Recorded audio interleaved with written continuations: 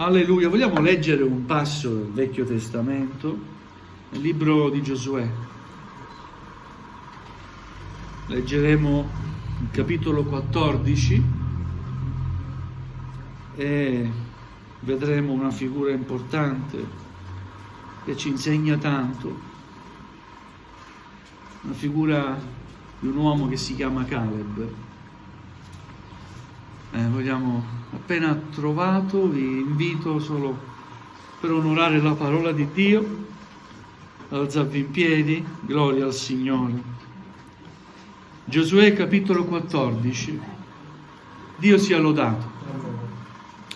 Ora queste sono le terre che i figli di Israele ebbero come eredità nel paese di Canaan, e che il sacerdote Eleazar, Giosuè figlio di Nun e i capi famiglia delle tribù dei figli di Israele distribuirono loro. L'eredità fu distribuita a sorte, come l'Eterno aveva comandato per mezzo di Mosè alle 9 tribù e alla mezza tribù, perché alle altre 2 tribù e alla mezza tribù Mosè aveva dato la loro eredità di là dal Giordano, mentre tra i figli di Israele, ai Leviti, non aveva dato alcuna eredità, perché i figli di Giuseppe formavano 2 tribù, Manasse ed Efraim, e ai Leviti non fu data alcuna parte nel paese, tranne delle città per abitarvi, con i loro dintorni, per il loro bestiame e i loro averi. I figli di Israele fecero come l'Eterno aveva comandato a Mosè e spartirono il paese. Ora i figli di Giuda si accostarono a Giosuè a Gilgal, e Caleb, figlio di Gefunne, il Kenizeo, gli disse: tu sai ciò che l'Eterno disse a Mosè, uomo di Dio, riguardo a me e a te a Cades Barnea. Io avevo 40 anni quando Mosè, servo dell'Eterno, mi mandò da Cades Barnea a esplorare il paese, e io gli feci la mia relazione con sincerità di cuore. Ma i miei fratelli che erano saliti con me scoraggiarono il popolo, mentre io seguii pienamente l'Eterno, il mio Dio. E in quel giorno Mosè fece questo giuramento: la terra che il tuo piede ha calcato sarà eredità tua e dei tuoi figli per sempre, perché hai pienamente seguito l'Eterno, il mio Dio. E ora ecco, l'Eterno mi ha conservato in vita, come aveva detto, durante i 45 anni ormai trascorsi, da quando l'Eterno disse quella parola a Mosè, quando Israele viaggiava nel deserto. Ed ecco che ora ho 85 anni. Oggi sono ancora robusto come ero il giorno che Mosè mi mandò. Le mie forze sono le stesse di allora, tanto per combattere quanto per andare e venire. Dunque dammi questo monte del quale l'Eterno parlò quel giorno, poiché tu udisti allora che ci sono degli Anakim e che ci sono delle città grandi e fortificate. Forse l'Eterno sarà con me e io li scaccerò come disse l'Eterno. Allora Giosuè lo benedisse e diede Hebron come eredità a Caleb, figlio di Gefunne. Per questo Caleb, figlio di Gefunne, il Kenizeo, ha avuto Hebron come eredità fino al giorno d'oggi, perché aveva pienamente seguito l'Eterno, l'Iddio di Israele. Ora Hebron si chiamava in precedenza Kiriat Arba. Arba era stato l'uomo più grande fra gli Anakim, e il paese ebbe riposo dalla guerra. Fin qui la lettura della parola del Signore. Amen. Potete accomodarvi. Gloria a Dio. Questa mattina sento in cuore di parlare di questo uomo di nome Caleb, che rappresenta per noi l'ottimismo del credente. Amen. Il credente, il figlio di Dio, colui che crede pienamente nel Signore e nelle sue promesse, non è pessimista, è ottimista. Amen. Amen. È un uomo di fede, il credente è una persona di fede che crede pienamente nelle promesse del Signore e si muove in coerenza a questo suo credere. Alleluia, erano passati tanti anni da quando Dio aveva liberato il suo popolo dall'Egitto. Avevano vissuto tante avventure, possiamo dire. Questo popolo è sempre stato un popolo disubbidiente, di collo duro. Dio tante volte si è arrabbiato e Mosè ha sempre interceduto in favore del popolo, chiedendo a Dio sempre di perdonare. Perdona questo popolo, perdona il popolo. Alleluia, l'uomo di Dio, cioè quello che Dio chiama al servizio, deve amare il popolo di Dio. Questo è importante. Dobbiamo amarci, dobbiamo amare l'opera del Signore. Non solo amarci gli uni con gli altri, ma amare l'opera di Dio, che può sembrare ai nostri occhi anche imperfetta, ma è pur sempre l'opera di Dio. Amen. E Gesù ha dato la sua vita per quest'opera. Spesso guardiamo sempre alle cose che ci fanno essere pessimisti. Guardiamo i difetti. Guardiamo ai difetti degli altri, ai difetti della Chiesa. Dio ci aiuta ad essere ottimisti. E Caleb questo rappresenta, l'ottimismo della fede. Amen. A volte si dice, quando si ha un bicchiere mezzo riempito d'acqua, dice: ma è un bicchiere mezzo vuoto o mezzo riempito? Mezzo pieno, no? A seconda di come si vedono le cose. Dio ci dia grazia di vedere le cose sempre da un punto di vista dell'ottimismo, perché altrimenti ci demoralizziamo, o no? Alleluia. Mosè aveva mandato 12 esploratori, perché Dio gli aveva comandato di farlo, uno per ogni tribù. Questi uomini erano andati e avevano visto che veramente la terra che Dio aveva promesso era una terra dove scorre il latte e il miele. Però avevano visto anche una società ben organizzata che abitava quelle terre. Avevano visto dei giganti che abitavano quelle terre, gli Anakim. Erano delle persone giganti, più alti del normale. Hanno visto un esercito ben organizzato e di fronte a quello che hanno visto, quando hanno fatto la propria relazione a Mosè, 10 sono stati di scoraggiamento totale, mentre solo 2, fra cui Caleb e l'altro fu Giosuè, intervennero, incoraggiando invece il popolo. Vedete, a volte ci attorniamo di persone che invece di aiutarci ci scoraggiano.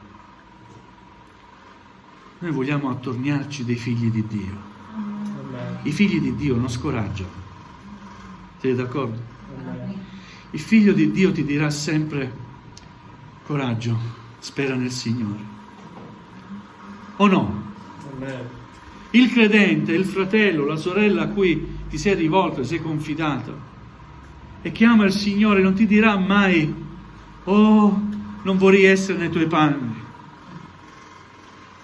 Ma il fratello che ama il Signore e la sorella che ama il Signore ti diranno invece: coraggio, sono qui pronto ad aiutarti in preghiera. Il Signore può cambiare le cose. Amen? E questo è essere ottimisti. Invece il pessimista dice: non c'è più nessuna speranza. Gloria a Dio. Vedete come il pessimismo cozza con la fede. La fede ci porta ad essere ottimisti, perché c'è sempre una speranza nel Signore, perché l'ultima parola spetta sempre a Dio, perché non importa se abbiamo davanti a noi giganti.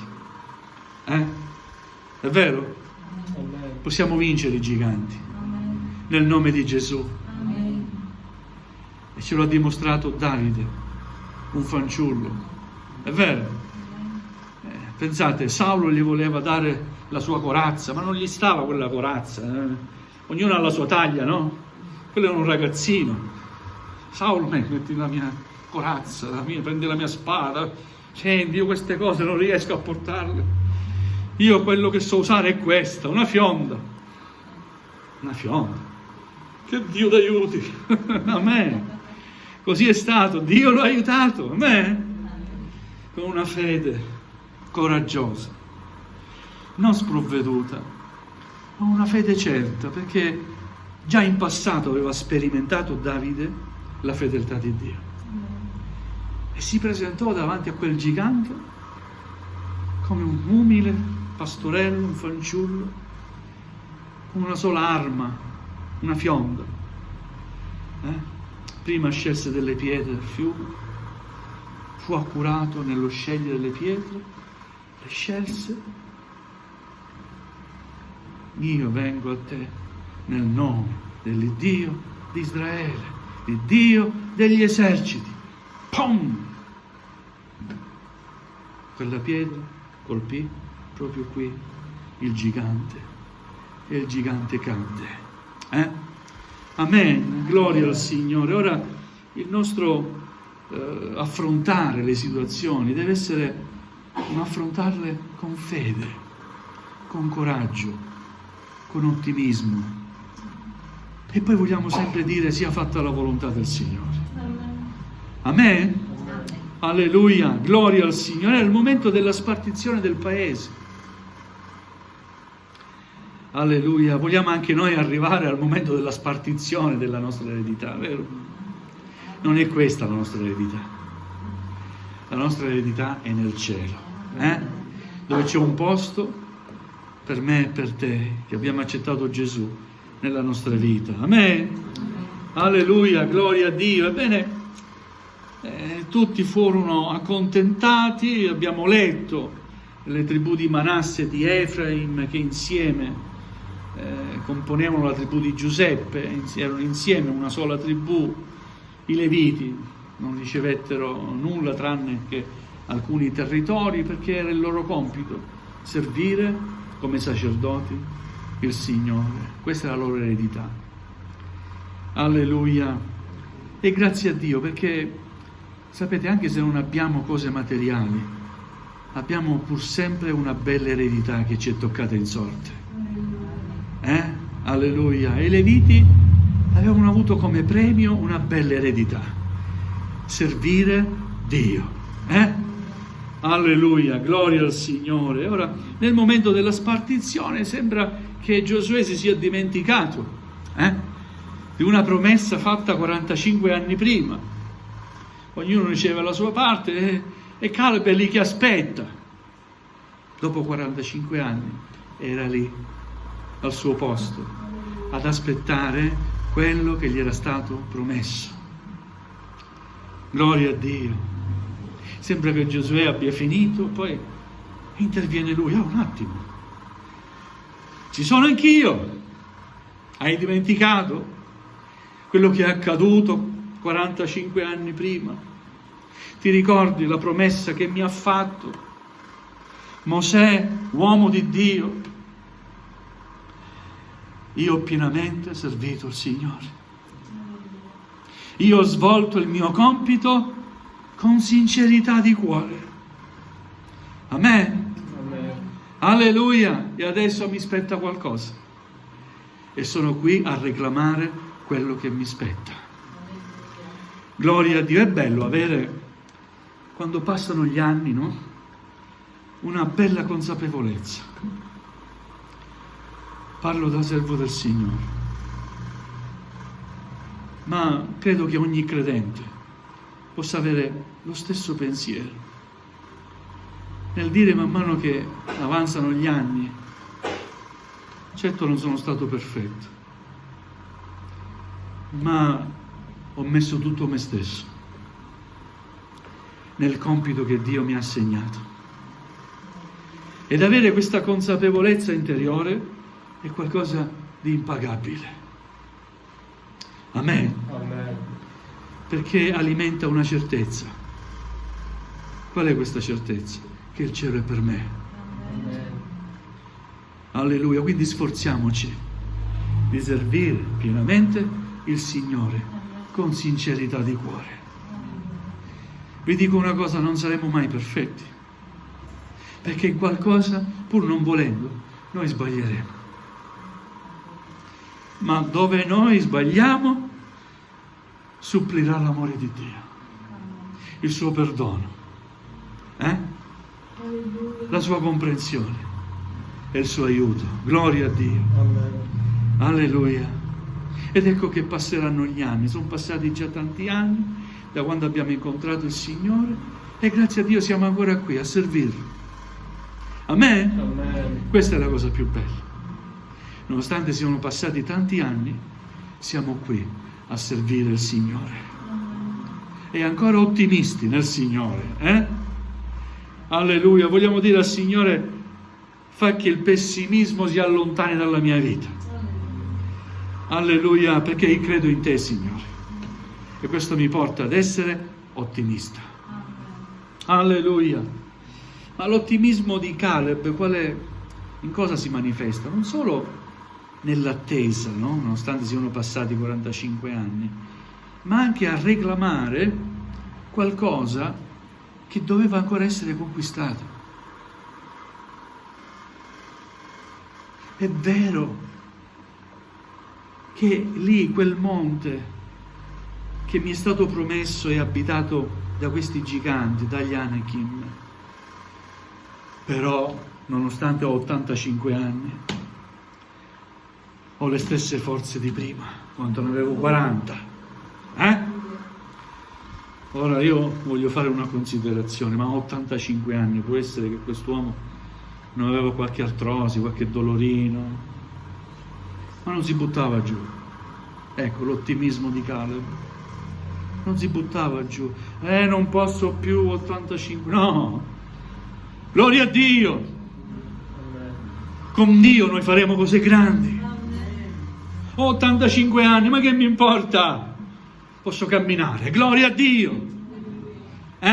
Che mi importa? Andrò lì ad affrontarli nel nome dell'Iddio di Israele.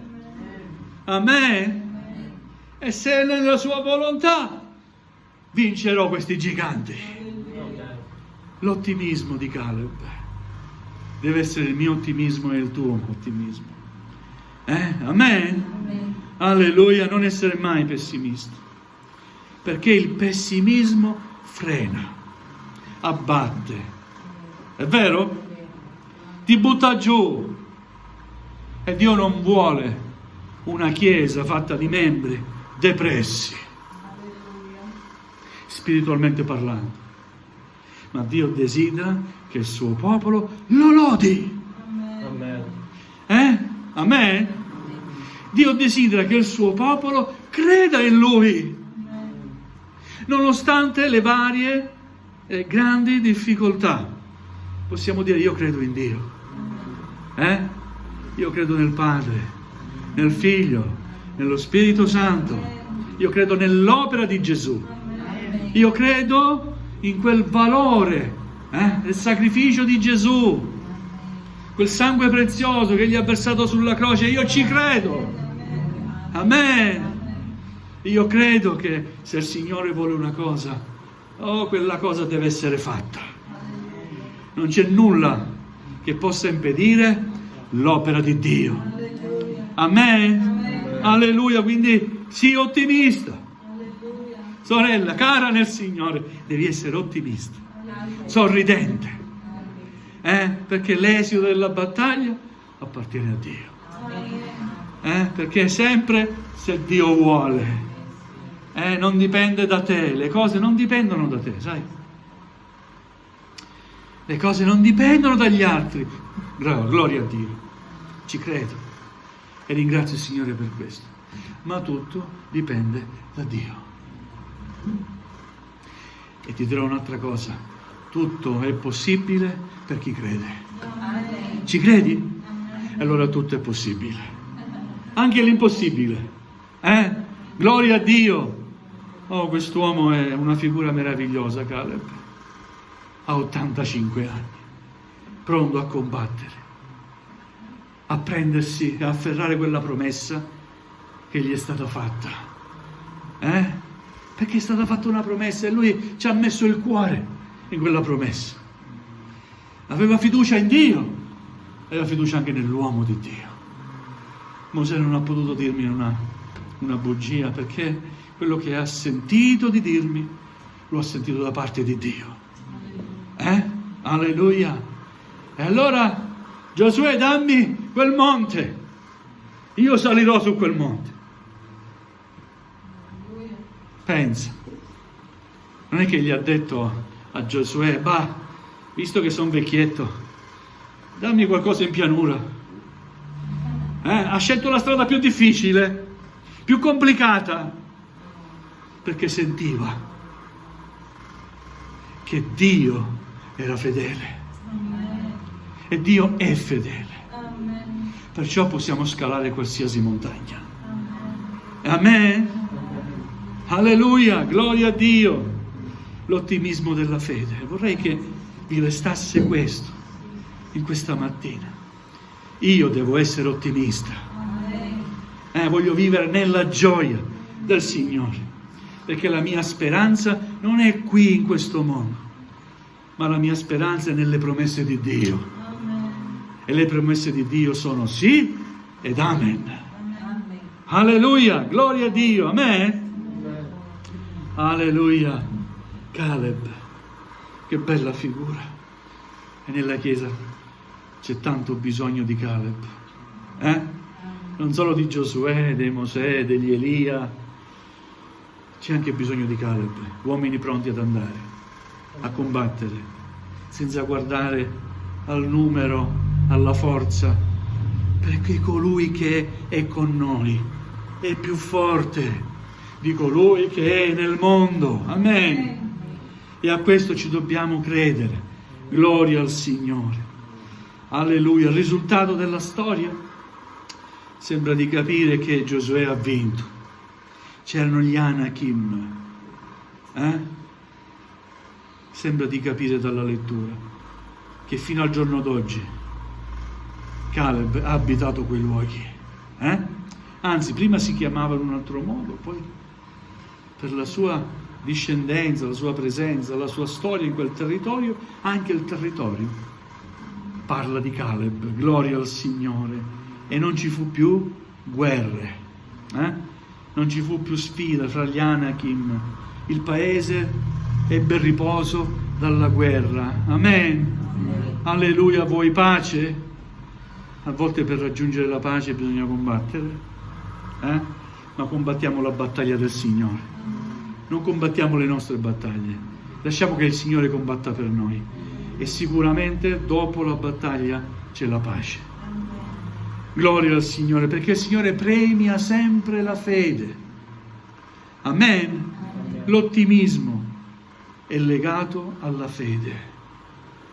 Ecco perché noi siamo, o dovremmo essere, così, sorridenti. Gloria a Dio. Amen. Alleluia.